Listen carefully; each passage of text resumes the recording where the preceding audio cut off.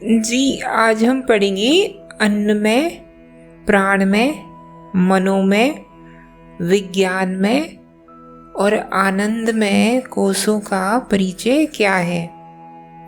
अन्न से निर्मित होने वाले कोश समूह रूपी शरीर को अन्नमय कोश कहते हैं। जब इस अन्नमय कोश रूपी शरीर में प्राण आदि 14 वायु संचारित होते हैं तब उसे प्राणमय कोश कहा जाता है।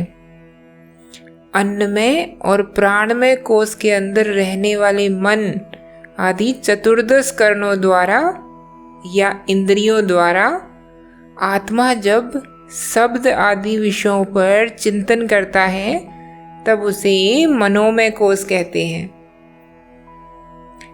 ये तीनों कोशों से यानी अन्नमय, प्राणमय और मनोमय कोशों से संयुक्त होकर जब आत्मा बुद्धि द्वारा चिंतन करता है तब उसके बुद्धि युक्त स्वरूप को विज्ञानमय कोश कहते हैं।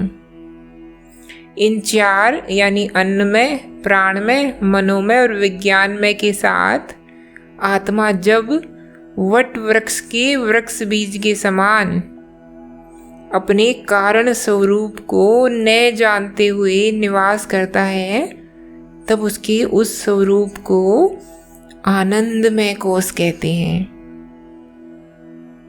सर्वसार उपनिषद श्लोक 4। अन्नमय, प्राणमय, मनोमय, विज्ञानमय और आनंदमय कोशों का परिचय क्या है। ये सब कोश किसके हैं? ये सब कोश जीव के हैं। शुरुआत हम यहाँ से करेंगे और ये अध्यात्म का सूत्र है। उपनिषदों को पढ़ना भी अपने आप में कला है।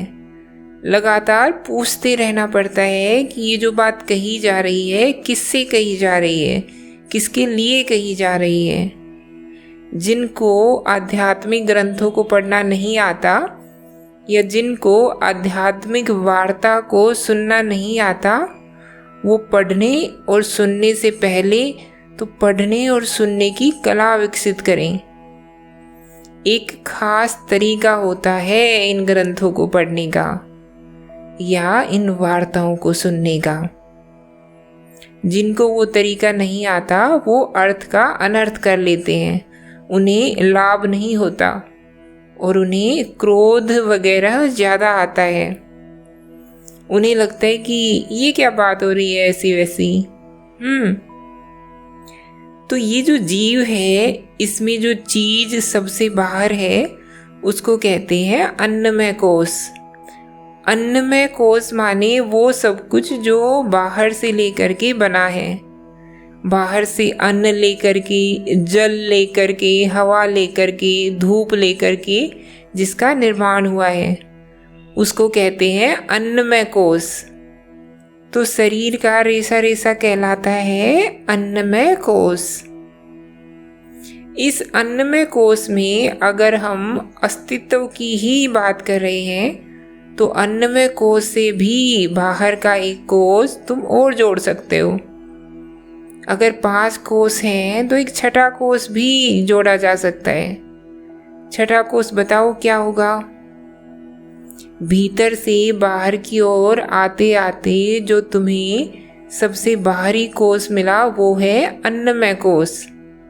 इससे भी बाहर एक कोश और तुम कह सकते हो कि होता है, हालांकि शास्त्रीय तौर पर उसका उल्लेख नहीं है लेकिन फिर भी कह सकते हो। वो क्या है? संसार। तो सबसे बाहरी कोश तो संसार है। मैं उसको इसलिए जोड़ना चाहती हूँ क्योंकि संसार भी है तो हमारी अस्तित्व का हिस्सा ना। विशुद्ध अद्वैत का अर्थ क्या होता है? जो कुछ भी है मेरा ही प्रक्षेपण है और मेरा प्रक्षेपण है झूठा ही। तो 2 है, मात्र 2, मैं और संसार। मैं माने आत्मा। तो मात्र 2 हैं, आत्मा और संसार। और इन 2 में भी एक प्रक्षेपण मात्र है यानी मिथ्या है। तो ले देकर बचा कौन? एक आत्मा। और आत्मा एक भी नहीं है, क्योंकि एक अकेला हो ही नहीं सकता, तो उसको एक कहना भी ठीक नहीं है। तो बस अद्वैत बोल दो, ठीक है। तो इसीलिए हम ये कहें कि आत्मा है, और फिर आत्मा के अलावा 5 कोष हैं, और फिर संसार है। तो हमने 3 बना दिए ना, नहीं समझी? हमने कह दिया आत्मा है, फिर 5 कोष हैं, और फिर बाहर संसार है। तो ये तो हमने 3 बना दिए ना। 3 नए बनाओ, 2 ही रहने दो, आत्मा और 5 कोष, और छठा कोष संसार को मान लो, क्योंकि संसार भी हमारा ही विस्तार है। तो संसार से दाना पानी लेकर के हमने जिस कोष का निर्माण करा उसको क्या कहते हैं? अन्नमय कोष। ये है अन्नमय कोष। अन्नमय कोष में जो कुछ है वो या तो ठोस है या तरल है। उसके अलावा जो अगला कोष है उसे कहते हैं प्राणमय कोष, जिसमें तमाम तरह की वायु हैं। 14 तरह की वायु मानी गई है। बहुत सारी वायु हैं, उन्हीं वायु को कहते हैं प्राण। तो ऐसे कहा जाता था कि प्राण नहीं है तो श्वास का चलना बंद हो जाता है ना, और शरीर में जितनी भी गतियां होती हैं वो सब बंद हो जाती हैं। वो सब जितनी गतियां होती हैं शरीर में, उनकी प्रतिनिधि है वायु, क्योंकि वायु गति करती है। गति तो तरल पदार्थ भी करते हैं, लेकिन जीवन का प्रतिनिधि माना गया वायु को। इसलिए जो वायु का कोष है उसे नाम दिया गया प्राणमय कोष। आखिरी बात ये कि जब ये वायु चलनी बंद हो जाती है तो प्राण नहीं है, तो उसको नाम दिया गया प्राणमय कोष, ठीक है। उसके बाद कौन सा कोष आता है? मनोमय कोष। मनोमय कोष क्या है? अभी हम स्थूल से सूक्ष्म की ओर जा रहे हैं, भीतर अंदर की ओर। मनोमय कोष आपके अस्तित्व का वो तल है जहाँ अव्यवस्थित मानसिक गतिविधि चलती ही रहती है, वो भी लगातार। मन है और मन वृत्तियों द्वारा संचालित है। मन पूरे तरीके से मात्र प्राकृतिक गति कर रहा है, उसको प्रकृति के आगे जाने की कोई अभिप्सा नहीं है। तो ये कोष कहलाता है मनोमय कोष। मनोमय कोष पशुओं में भी सक्रिय होता है। मनोमय कोष को सक्रिय करने के लिए ठीक वैसे आपको कोई साधना नहीं करनी पड़ती, जैसे कि अन्नमय कोष और प्राणमय कोष को सक्रिय करने के लिए आपको कोई साधना नहीं करनी है। मनोमय कोष स्वयं ही सक्रिय रहता है, एक छोटे बच्चे में भी सक्रिय रहता है। उसके बाद आपके अस्तित्व का वो तल आता है जिस पर बहुत कम लोग पहुंचते हैं, वो है विज्ञानमय कोष। विज्ञानमय कोष विचारना का वो विरल तल है जिसमें विचार पहली बात तो व्यवस्थित हो जाता है और दूसरी बात अपनी ओर मुड़ जाता है। विचार व्यवस्थित हो गया है। विचार जैसे किसी जबरदस्त ताकत के प्रभाव क्षेत्र में आ गया है। अब विचार की पूरी शक्ति एकाग्र होकर के कुछ पाना चाहती है। विचार की इस अवस्था को कहते हैं विज्ञान। मनोमय कोष और विज्ञानमय कोष में अंतर समझना। बिखरा हुआ विचार, वृत्तियों द्वारा शासित विचार, ये आएगा मनोमय कोष में, और एकाग्र विचार, अनुशासित विचार, व्यवस्थित विचार या योजनाबद्ध विचार, ये आएगा विज्ञानमय कोष में। और अगर विज्ञानमय कोष में जो साधना कर रहा है विचार, जो आत्म जिज्ञासा कर रहा है विचार, तो विचार फिर कटने लगता है, विचार अपनी ही आँच में पिघलने लगता है और रह जाता है एक निर्विचार आनंद। उसको कहते हैं आनंदमय कोष। आनंद है, पर उस आनंद का कारण कोई विचार या विषय नहीं है, एक विषयहीन आनंद है। ये आनंदमय कोश है। इसमें अहम विषयहीन हो गया है। आनंदमय कोश बहुत तात्कालिक होता है। अहम आनंदमय कोश में बहुत समय तक नहीं रह सकता। या तो वो किसी निचले तल पर गिर जाएगा या उठ करके आत्मा में समाहित हो जाएगा, जबकि बाकी सब कोशों से अहम लंबे समय तक सुविधापूर्वक संबंधित रह सकता है। उदाहरण के लिए, जो लोग देह से तादाद में रखते हैं, देह भाव में जीते हैं, वो बड़े मजे से जीवन भर अन्नमय कोश में रह सकते हैं। ये सब आपकी हस्ती के तल है ना। और जो अहम है वो किसी भी तल पर निवास कर सकता है। अब पशुओं को ले लो, उनका पूरा जीवन ही कहाँ बीत रहा है? अन्नमय कोश में बीत रहा है। उनको किसी भी हाल में तीसरे कोश से ऊपर की यात्रा करनी ही नहीं है। अन्नमय में है, प्राणमय में है, कभी मनोमय कोश में है, और इससे ऊपर की यात्रा उन्हें करनी ही नहीं है। ऐसे ही बहुत सारे मनुष्य भी होते हैं जिनका अधिकांश जीवन बीत रहा है अन्नमय कोश में या मनोमय कोश में। जो बुद्धिजीवी हो गए उनका जीवन कहाँ बीतने लग जाता है? विज्ञानमय कोश में। और जो आध्यात्मिक साधक हो गए उन्हें किसका स्वाद मिलने लग जाता है? आनंदमय कोश का। लेकिन आनंदमय कोश का स्वाद आप लगातार नहीं ले सकते, चिरकाल तक नहीं ले सकते। आनंदमय कोश का स्वाद उदाहरण के लिए आपको दिलवा देंगी ज्ञान की विधियां या भक्ति में भजन या कीर्तन। आप आधे घंटे के लिए कहाँ स्थापित हो गए? आनंदमय कोश में। आप एक अकारण आनंद में विश्राम करने लग गए। आपको पता भी नहीं है कि इतना चैन, इतनी अनूठी शांति क्यों मिल रही है। आप सब भूल गए, बिल्कुल खो गए, विचार ही लुप्त हो गया। लेकिन भजन क्या 24 घंटे चलेगा? ध्यान की कोई भी विधि होगी वो थोड़ी देर में समाप्त हो जाएगी ना। यही वजह है कि ध्यान की विधियां भी आत्मा के खिलाफ आखिरकार एक अवरोध बन जाती हैं।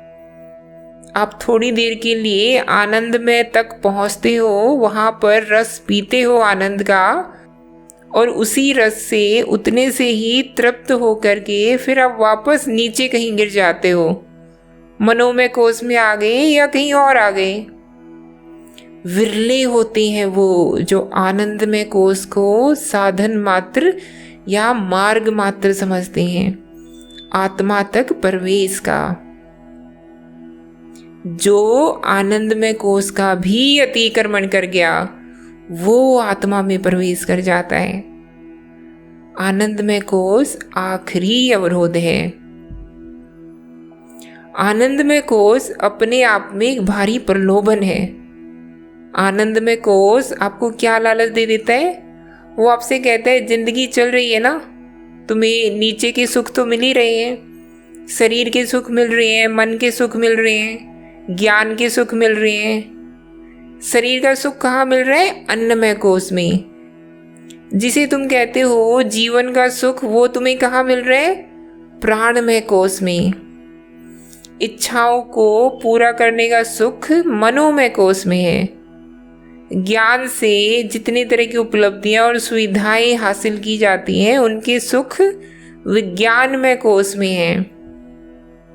ये सब तो तुमको सुख मिल ही रहे हैं। साथ ही साथ रोज तुम थोड़ी देर के लिए समाधि का भी सुख ले लिया करो। किस कोश में? आनंदमय कोश में। कैसे ले लिया समाधि का सुख? ध्यान पर बैठ के कुछ गा लिया, कोई और विधि आजमा ली, तो थोड़ी देर के लिए आनंदमय कोश का भी सुख ले लिया, पांचों कोशों का अनुभव ले लिया। क्या बात है। बस किससे चूक गए? आत्मा से, जो सब कोशों के पार है, जो पांचवें कोष का उल्लंघन करने के बाद मिलती है, उस पर चूक गए आप। तो ये जो हमें एक तरीका दिया गया है, ये एक आदर्श है, एक मॉडल है, एक नमूना है। 5 कोष कहीं होते नहीं हैं। ये एक तरीके की व्यवस्था बनाई गई है अपने अस्तित्व को समझने के लिए कि हम हैं कौन। ऋषि से किसी ने पूछा होगा कि हम हैं कौन, तो ऋषि ने ऐसे करके जवाब दिया, देखो हम 5 तलों पर जीने वाले लोग हैं और ये 5 तल हो सकते हैं। और ये जो 5 तल हैं, ये 5 अनात्मा के तल हैं। इन 5 तलों पर अहंकार जीवित रह जाता है। इन 5 तलों पर अहंकार ही वास करता है। इसलिए ये 5 तल वो हैं जिनको तुमको कभी ना कभी त्याग करना है या उल्लंघन करना है। वास्तव में तुम हो आत्मा, जो 5 कोषों से विलग है और अतीत है। जी, तो तुम इन कोषों में ही रह रहे हो ना, लेकिन तो फिर इन कोषों का करना क्या है? जीवन क्यों है? जीवन का तो मतलब यही है कि तुम कोषों में जी रहे हो।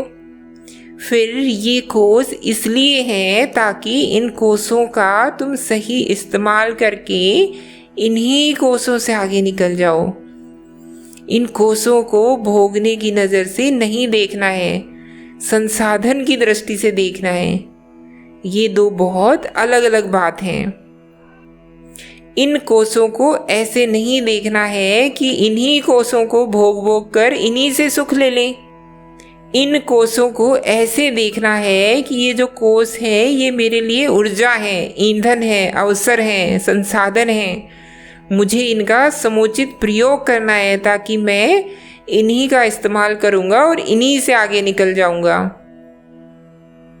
इन कोषों में सब आ गया ना, शरीर आ गया, मन आ गया, बुद्धि आ गई, और तुमने शरीर, मन, बुद्धि का प्रयोग करके जो कुछ भी अर्जित करा है, यानी ज्ञान, संपदा, धन, वो सब भी आ गया।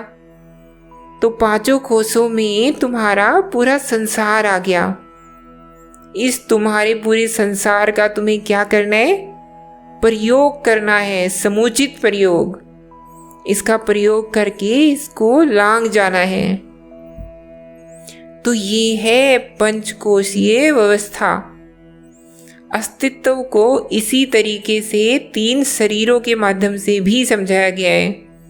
उनमें भी जाओगे तो बात करीब करीब ऐसी ही निकलेगी। उनकी चर्चा हम कभी आगे करेंगे।